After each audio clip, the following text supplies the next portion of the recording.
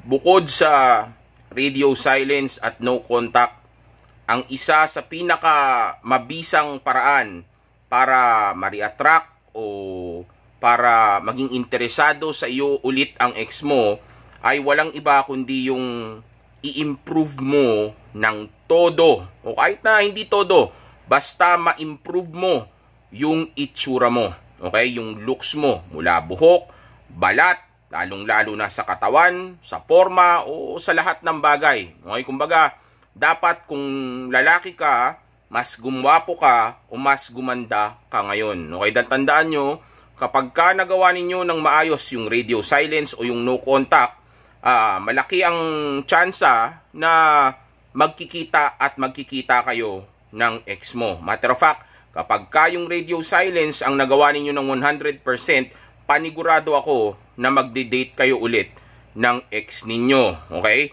And also at the same time, pwede rin umabot sa punto na mag-upload ka ng bagong photo sa social media mo after ng radio silence na yan. So, dapat sa moment na yan, dun sa magkikita kayo, kaya naman sa mag-upload ka ng bagong photo mo sa internet after ng 30 days, okay, ng absence mo, okay, dapat sa moment na yan ay malaki ang naging improvement ng itsura mo. Dapat maging malayo na yung itsura mo, okay, dun sa dating itsura mo noong iniwanan kanya, dahil walang mas attractive na trait o bagay pa na sabihin nating mapapansin niya o makapang-akit sa kanya, okay, kundi yung itsura mo. Okay, dahil of course sa umpisa hindi naman niya alam kung nag-mature ka na ba sa ugali o kaya may pinagbago ba yung buhay mo dahil di ka pa nga niya nakakausap. Okay, pero kung magagawa mo ngang may ayos yung itsura mo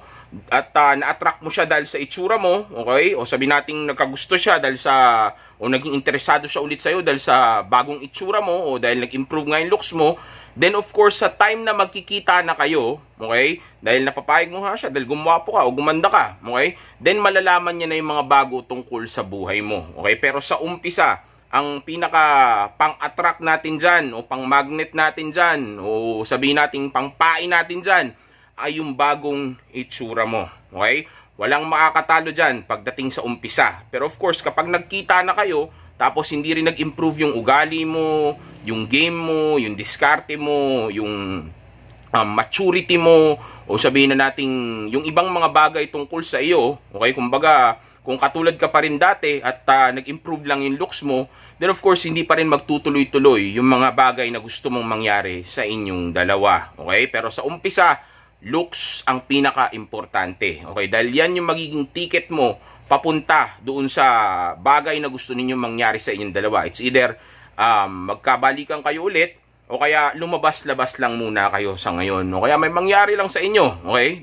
Dahil depende na yan sa'yo. Okay? Hindi ko maalam kung anong gusto mong gawin. Pero one thing is for sure, kayang-kaya kitang bigyan ng tsansa o sabihin na nating kayang-kaya kitang tulungan na mapa-reach out yung ex mo o kaya sabihin nating magkita kayo, okay, kung susundin mo lang yung radio silence ng 100% at lalong-lalo na kung may improve mo yung itsura mo. Okay, tandaan mo, meron kang 30 days o ilang araw dahil pwedeng mag-reach out yan ng wala pang 30 days. Okay, pero kung aabot ng 30 days, then mag-upload tayo ng photo. Okay, kung lalampas ng 30 days. Pero kung hindi lalampas ng 30 days at nag-reach out na kaagad, okay, then may ilang araw ka para i-improve ang sarili mo. Take advantage of that time o sabihin natin take advantage of that space. Okay, kung ano man yung ilang araw man na tatagal yung mayroong ka bago siya mag-reach out sa iyo. Okay, kumbaga pagsamantalahan mo yung mga oras na yan dahil yan nga yung blessing sa iyo. Kumbaga may oras ka para ayusin yung sarili mo, but don't do this for her or for him o kung kanino mang ex mo. Okay, instead gawin mo ito para sa sarili mo kasi nga itong moment na ito ay kumbaga dapat aral na sa iyo. Dahil kaya ka nga nag-fail o kaya ka nawalan ng isang tao na minahal mo, naging importante sa iyo, ay dahil pinabayaan mo rin kasi yung sarili mo. So gawin mo to para sa sarili mo. Byproduct na lang yung pagtaas ng attraction at interest level niya ulit sa iyo, yung pagbabalik niya sa iyo. Okay? Pero ang tunay na focus mo dito ay ikaw. Dahil kapag ka sinimulan mong ayusin ulit ang sarili mo o tutukan ulit ang sarili mo, maniwala ka sa akin, yung mga tao sa paligid mo ay ma-attract ulit sa iyo o magkakaroon ulit ng interest sa iyo.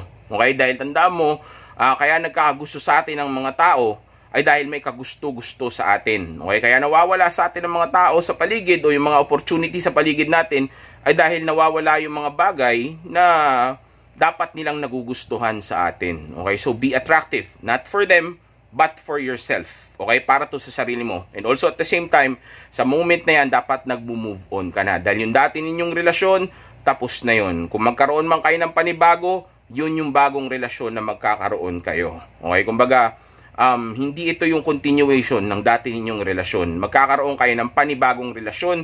Kaya nga dapat maging panibagong ikaw na yung bagong tao na makikita o makasama niya ulit sa kinabukasan. Kaya napaka-importante na improve mo yung looks mo. Okay, yung looks mo, pati na rin yung ibang mga bagay. Yung looks, yung status, yung money, yung diskarte o yung game mo o yung buong personality mo. Improve mo lahat yan. Pero ang isa sa pinaka attractive o sabi natin pinakamabisang paraan o pinakamabisang bagay na magpapabalik talaga sa ex mo, sabi natin magpapa-attract sa kanya, magbibigay ng interest para kontakin ka ulit o para makipagkita ulit sa iyo o para mag-reach out ulit sa iyo ay walang iba kundi yung looks mo. Okay? So umpisa mo sa buhok, sa balat, sa forma, sa katawan, importante yan. Okay? Bumili ka ng bagong pabango. Okay? O sabi natin, umpisa mo na kahit sa looks lang muna. Basta lahat ng mga bagay na ma-improve mo sa looks mo, gawin mo. Okay? Dahil yan yung makikita niya sa umpisa. Okay? Lalo na kung aabot ng lampas 30 days yung radio silence mo. Tandaan nyo, after 30 days, mag-upload tayo ng photo. Okay? Hindi naman para lang sa kanya. Actually, para sa'yo talaga to. Okay? Kumbaga, update yan sa pagkawala mo ng 30 days. Okay? Kumbaga, lalabas ka ulit sa social media nang maayos ka na, kasama mo yung mga friends mo, tapos may katabi kang attractive na opposite sex, okay? Tapos nasa isang maayos na lugar kayo, okay? Kaya napaka-importante na dapat gwapo o maganda ka doon. Dahil kung hindi ka magiging ganun kagwapo o kagandahan doon, okay? Then maaaring mamiss ka lang niya, okay? Pero hindi ka niya magugustuhan din katulad noon o magugustuhan muli, okay? Dahil nga, ikaw pa rin yung tao na iniwanan niya noon. So walang rason para kontakin ka niya ulit dahil na-miss ka lang niya. Wala naman nagbago, okay? So tanda mo, kung gusto mong mangyari ito, na ma-attract mo pati ibang mga tao sa paligid mo, kailangan magkaroon ng malaking pagbabago. Okay? Dahil kung iniyawan ka nung isang babae o lalaki noon, o yung netong ex mo, then ibig sabihin, maaring ibang mga taong nasa paligid mo ngayon, ganun din ang tingin nila sa'yo. Kumbaga, hindi ka attractive. Dahil baka pinabayaan mo na nga yung sarili mo. Okay? Pero kung magagawa maging attractive ulit ang sarili mo, hindi lang yung ex mo ang ma-attract mo. Even yung ibang mga tao sa paligid mo ay magkakagusto rin sa iyo. Okay? So, radio silence is good. Pulling back is good. No contact is good. Okay? Lahat yan makakatulong. Pero importante na ayusin mo ang sarili mo. Okay? Kailangan mag-improve yung itsura mo. Good luck!